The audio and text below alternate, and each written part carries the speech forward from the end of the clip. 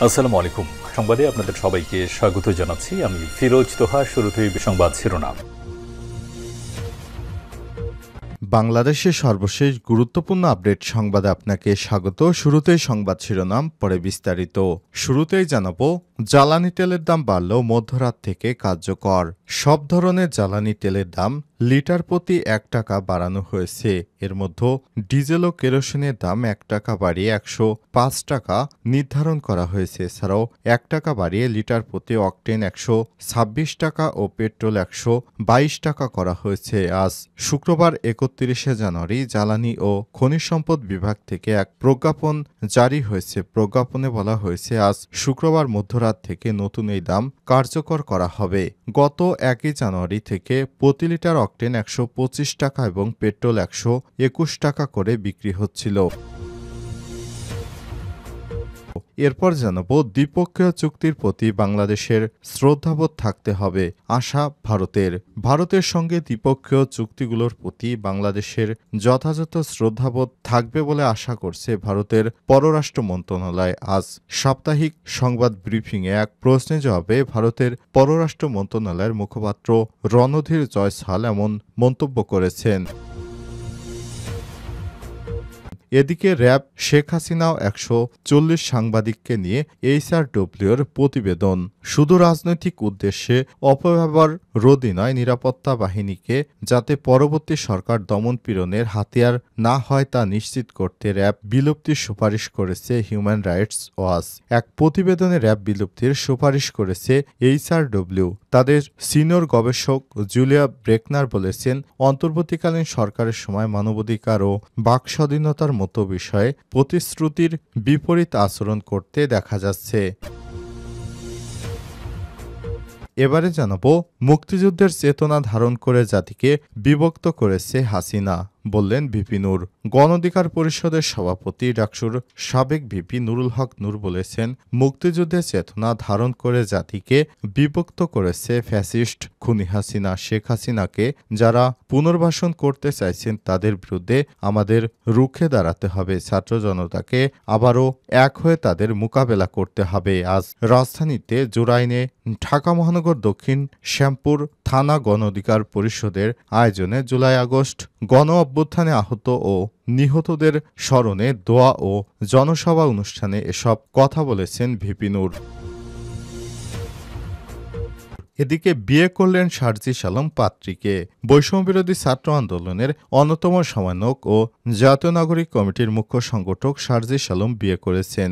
আজ নিজের ফেসবুক প্রোফাইলে এক পোস্টে সব তথ্য নিশ্চিত করেছেন যুব ক্রীড়া উপদেষ্টা আসিফ মাহমুদ সজীব ভুঁইয়া। তিনি ক্যাপশনে লিখেছেন, নবজীবনে পদার্পণের অভিনন্দন শারজিস ভাই, বিবাহিত জীবন সুখের হোক। তবে ওই ছবিতে নাহিদ ইসলাম, হাসনাত আবদুল্লাহ, শারজিস আলম, মাহফুজ আলম, আসিফ মাহমুদ সবাইকে দেখা যায়। বরবেশে শারজিসকে দেখা যায় সাদা শেরওয়ানি এবং পাগড়ি পরা। তবে কনেকে সে বিষয়ে এখনো কিছু জানা যায়নি। এবং সর্বশেষ জানাবো, চাকরিচ্যুত পুলিশ সদস্যদের পুলিশ হেডকোয়ার্টারের নতুন বার্তা। বিগত সময়ে চাকরিচ্যুত পুলিশ সদস্যদের রাস্তা অবরোধ করে জনদুর্ভোগ সৃষ্টি না করার আহ্বান জানিয়ে বাংলাদেশ পুলিশ জানিয়েছে, বিগত সরকার আমলে বিভিন্ন কারণে চাকরিচ্যুত পুলিশ সদস্যরা তাদের চাকরিতে পুনর্বহালের দাবিতে আন্দোলন করছে। চাকরিচ্যুত পুলিশ সদস্যদের ১৫২২টি আবেদন ইতিমধ্যে পুলিশ হেডকোয়ার্টার গৃহীত হয়েছে। আবেদনকারীদের মধ্যে কনস্টেবল ১০২৫ জন, নায়েব ৭৯ জন, এসআই এটিএসআই ১৮০ জন। তাদের চাকরিতে পুনর্বহাল সংক্রান্ত আবেদনসমূহ পর্যালোচনা লক্ষ্যে ডিআইজির নেতৃত্বে গঠিত কমিটি কাজ করছে। প্রিয় দর্শক, এতক্ষণ শুনছিলেন সংবাদ শিরোনাম, এবারে বিস্তারিত। তবে তার আগে বন্ধুরা, অনুরোধ থাকবে এই সংবাদটিতে একটি লাইক দিন। এই চ্যানেলে আপনি নতুন হয়ে থাকলে আমাদের সংবাদটি দেখতে দেখতে চ্যানেলটি সাবস্ক্রাইব করে রাখুন। কমেন্ট করে আপনার মূল্যবান মতামত জানিয়ে দিন আপনি বিশ্বের কোন দেশ থেকে বা বাংলাদেশের কোন স্থান থেকে আমাদের সংবাদটি দেখছেন এবং শুনছেন। এবারে বিস্তারিত। জ্বালানি তেলের দাম বাড়লেও মধ্যরাত থেকে কার্যকর। সব ধরনের জ্বালানি তেলের দাম লিটার প্রতি ১ টাকা বাড়ানো হয়েছে। এর মধ্যে ডিজেল ও কেরোসিনের দাম 1 টাকা বাড়িয়ে 105 টাকা নির্ধারণ করা হয়েছে। এছাড়াও 1 টাকা বাড়িয়ে প্রতি লিটার অকটেন 126 টাকা ও পেট্রোল 122 টাকা করা হয়েছে। শুক্রবার 31শে জানুয়ারি জ্বালানি ও খনিজ সম্পদ বিভাগ থেকে এক প্রজ্ঞাপন জারি করা হয়েছে। প্রজ্ঞাপনে বলা হয়েছে, আজ শুক্রবার মধ্যরাত থেকে নতুন এই দাম কার্যকর করা হবে। গত 1 জানুয়ারি থেকে প্রতি লিটার অকটেন 125 টাকা এবং পেট্রোল 121 টাকা করে বিক্রি হচ্ছিল। প্রজ্ঞাপনে বলা হয়েছে, বিশ্ববাজারে জ্বালানি তেলের দাম কমা বাড়ার সঙ্গে সামঞ্জস্য রেখে সংস্কীয়ভাবে এই পদ্ধতিতে দেশে ভোক্তা পর্যায়ে প্রতি মাসে জ্বালানি তেলের মূল্য নির্ধারণের লক্ষ্যে প্রাইসিং ফর্মুলার আলোকে ফেব্রুয়ারি মাসের জন্য তুলনামূলক সাশ্রয়ী মূল্যে জ্বালানি তেল সরবরাহ নিশ্চিতে জ্বালানি তেলের দাম পুনর্নির্ধারণ করা হয়েছে। দ্বিপক্ষীয় চুক্তির প্রতি বাংলাদেশের শ্রদ্ধাবোধ থাকতে হবে আশা ভারতের। ভারতের সঙ্গে দ্বিপক্ষীয় চুক্তিগুলোর প্রতি বাংলাদেশের যথাযথ শ্রদ্ধাবোধ থাকতে হবে বলে আশা করছেন ভারতের পররাষ্ট্র মন্ত্রণালয়। শুক্রবার 31শে জানুয়ারি সাপ্তাহিক সংবাদ ব্রিফিংয়ে এক প্রশ্নের জবাবে ভারতের পররাষ্ট্র মন্ত্রণালয়ের মুখপাত্র রণধীর জয়সাল এমন মন্তব্য করেছেন।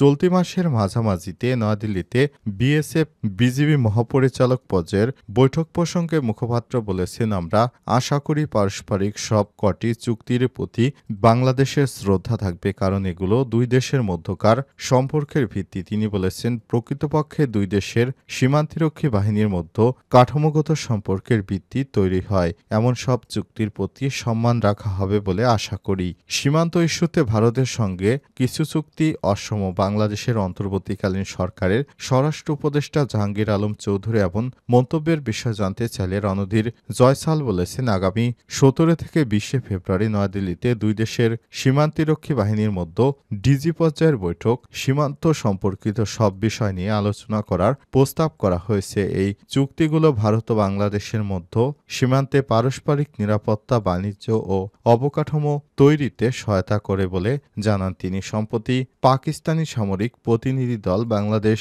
সফর সম্পর্কে এক প্রশ্নের জবাবে মুখপাত্র বলেছেন, আমরা আশপাশের সবগুলো বিষয় আমরা সর্বদা কড়া নজর রাখি এবং যথাযথ ব্যবস্থা নেই। র‍্যাব শেখ হাসিনা 140 সাংবাদিককে নিয়ে ARW'র প্রতিবেদন।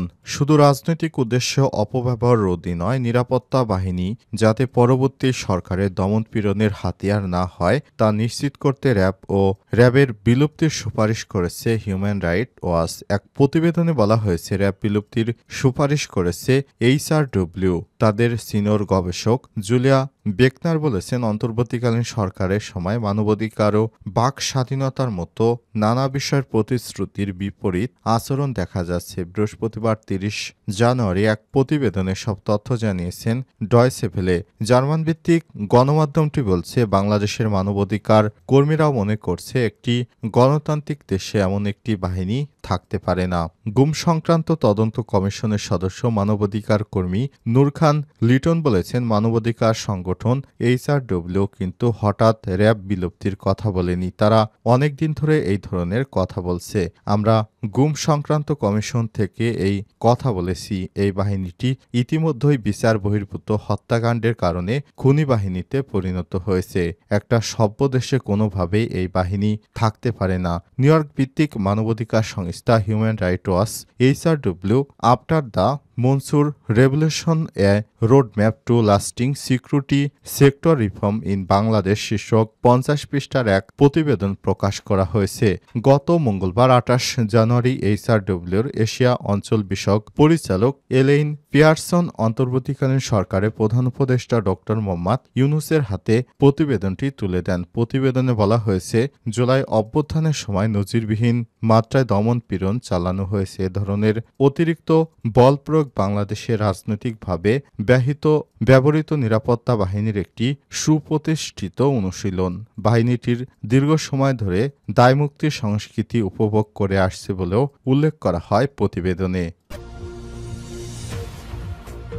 মুক্তিযুদ্ধের চেতনা ধারণ করে জাতিকে বিভক্ত করছে হাসিনা, বললেন নূর। গণ অধিকার পরিষদের সভাপতি ডাকসুর সাবেক ভিপি নুরুল হক নূর বলেছেন, শুধুমাত্র মুক্তিযুদ্ধের চেতনা করে বিগত ফ্যাসিস্ট সরকার বা জাতিকে বিভক্ত করেছে। শুধুমাত্র ভারত আর পাকিস্তান এই দুটি দেশের প্রতিনিধি বাস্তবায়ন করার জন্য বাংলাদেশের জাতিতত্ত্বের মধ্যে যে বিভাজন সৃষ্টি হয়েছিল তা সৃষ্টি করেছিল শেখ হাসিনা। ভারতের কাছে তাবেদার হয়েছিল আর পাকিস্তানকে বাংলাদেশের শত্রু বানিয়েছিল। এই হচ্ছে বিগত ফ্যাসিস্ট আওয়ামী লীগ সরকারের নীতি। আজ বিকেলে রাজধানী জুরাইনে ঢাকা মহানগর দক্ষিণ শ্যামপুর থানা গণ অধিকার পরিষদের আয়োজনে জুলাই আগস্ট অভ্যুত্থানে আহত ও নিহতদের স্মরণে দোয়া ও জনসভা অনুষ্ঠানে সব কথা বলেন। এ সময় পরিষদের সভাপতি মোহাম্মদ জলিলের সভাপতিত্বে অনুষ্ঠানে প্রধান অতিথি হিসেবে উপস্থিত ছিলেন কেন্দ্রীয় সভাপতি নুরুল হক নূর।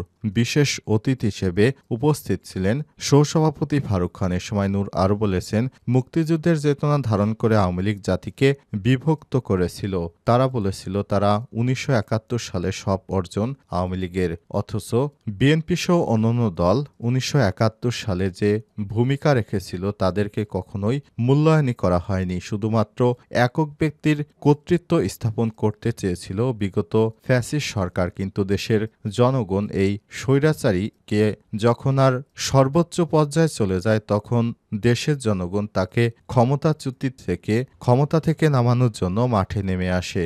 জনগণের তীব্র আন্দোলনের ফলে শেষ পর্যন্ত এই ক্ষমতা লিপ্সু বিগত ফ্যাসিস্ট সরকার ভারতে পালিয়ে যেতে বাধ্য হয়েছে।